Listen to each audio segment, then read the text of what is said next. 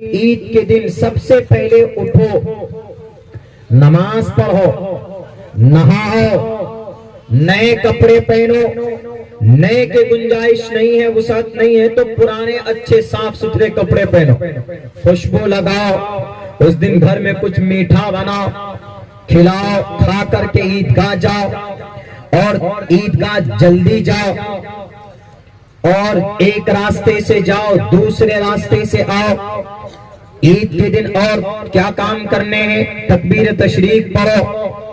جوانوں کو شاید تکبیر تشریق نہ ہو، سلمان خان کی فلم ریلیز ہوئی تو گانا پہلے سے یاد کر لیتے، لیکن تکبیر تشریق یاد ہے نہیں ہے؟ بتا دیتا ہوں، یاد رکھیے گا، اللہ اکبر اللہ اکبر، لا الہ الا اللہ واللہ اکبر اللہ اکبر وللہ الحمد۔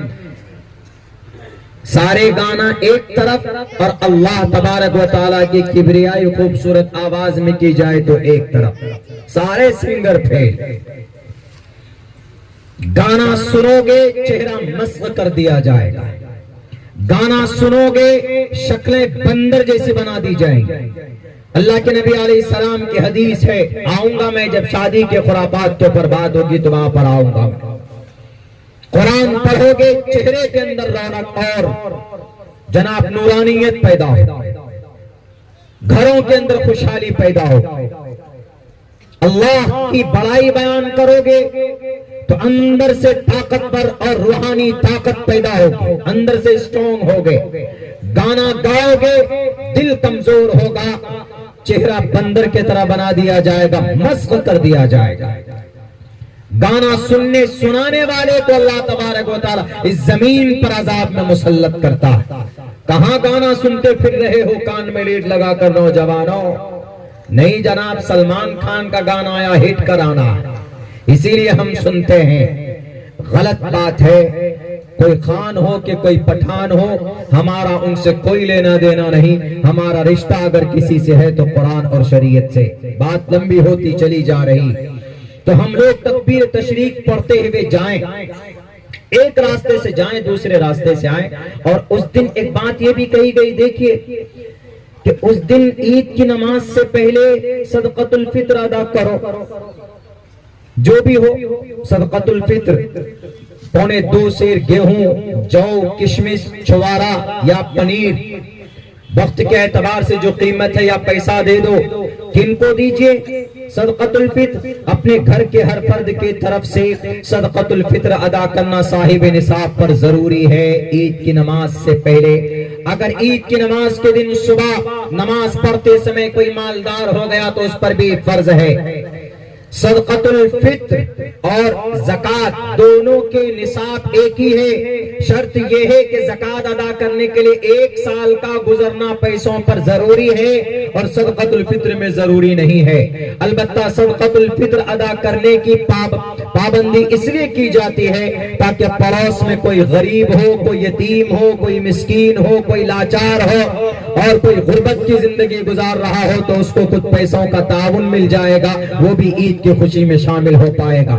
دنیا والوں بڑی باتیں کرتے ہو، بتاؤ نہ ہے تمہارے پاس کوئی ایسا نظام جو لاچار اور پڑوس کے اندر کوئی غریب ہے، بے سہارا ہے، یتیم ہے، مسکین ہے، خود تو خوشیاں مناتے ہو، خود تو عیش کرتے ہو، لیکن دوسروں کی غربت پر ذرہ برابر تمہارے پاس کوئی نظام نہیں ہے۔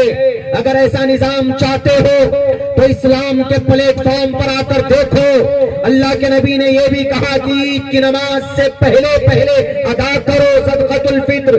اس کی صرف ایک وجہ ہے، ایک علت ہے، مال کو پاک کرنے کے لیے زکوٰۃ ہی کافی تھی، لیکن اللہ کے نبی نے فرمایا کہ نہیں، زکوٰۃ تو ہے سال میں کبھی بھی دے دو، رمضان میں دو گے تو ثواب اور نیکیاں زیادہ ملیں گی، لیکن صدقۃ الفطر ادا کرو، اس لیے کہ پڑوس میں کوئی غریب ہے، کوئی لاچار ہے، کوئی ضرورت مند ہے، تو تمہارے پیسوں سے وہ بھی اپنے گھر کے اندر تھوڑی سی خوشی پیدا کر پائے گا۔ یہ فکر محمد الرسول اللہ کو تھی۔ آج تو مالدار لوگ لوگ اپنی عیش کی زندگی گزارنے میں مست ہوتے ہیں، کوئی کسی غریب کا پرسان حال نہیں ہوتا۔ ہمارے نبی وہ تھے جو غریبوں سے محبت کرتے تھے۔ ایک جگہ مدینہ المنورہ میں مناخا نام کی ایک جگہ، آپ علیہ السلام اس بازار میں جاتے ہیں، بڑے بڑے مالدار صحابہ ہیں، آپ کسی کی دکان پر نہیں گئے، بلکہ ایک شخص ہے، غریب ہے، ٹھیلے میں مال رکھ کر بیچتا ہے۔ اللہ کے نبی علیہ السلام اس کے پاس پہنچتے، پیچھے سے کمر پکڑ کر مذاق کرتے۔ آپ علیہ السلام سید الانبیاء اتنے بڑے نبی ہو کر ایک غریب صحابی کے ٹھیلے پر جا کر ان سے مذاق کرتے ہیں، اور مذاق میں کہتے ہیں کہ ہے کوئی جو اس غلام کو 1 دینار و درہم میں خریدے؟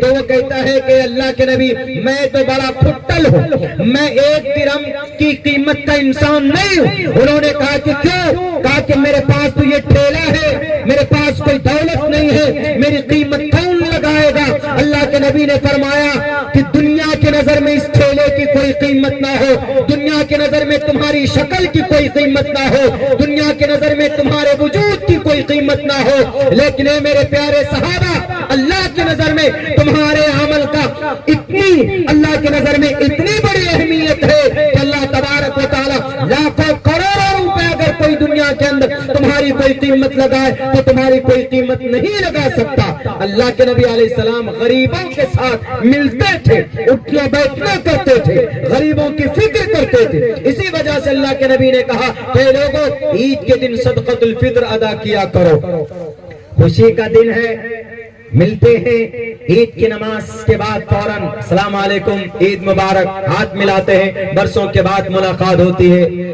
آپ کو بھی عید مبارک۔ آئیے ہمارے گھر ذرا جو کچھ بھی پکا ہے کھا لیجئے گا۔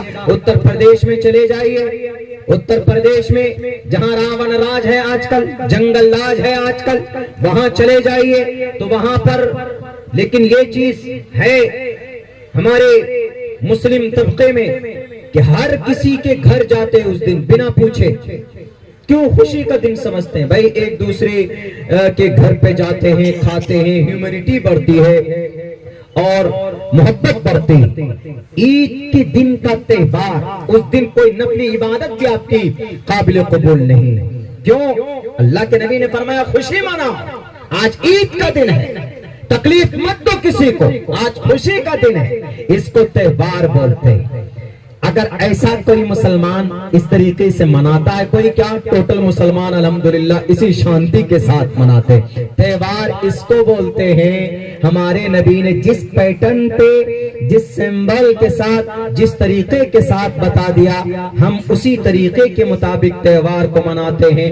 اگر رب کو راضی کرنا ہو تو نبی کی پیروی کرنی پڑے گی، کیونکہ رب کہتا ہے ان کنتم تحبون اللہ فاتبعونی یحببکم اللہ۔ زمین کے انسانوں، زمین پر بسنے والے ایمان والوں، اگر تم چاہتے ہو کہ if I like you all، میں تم سب سے محبت کروں، you must to follow، you must to پہلے امر ہے، you must to follow the method of the last prophet، محمد کے طریقے کے مطابق زندگی گزارو، you must to follow۔ اور الحمدللہ 2 ارب مسلمانوں نے عید کی نماز ادا کی، کہیں سے کوئی دنگا فساد سننے میں آیا نہیں آیا۔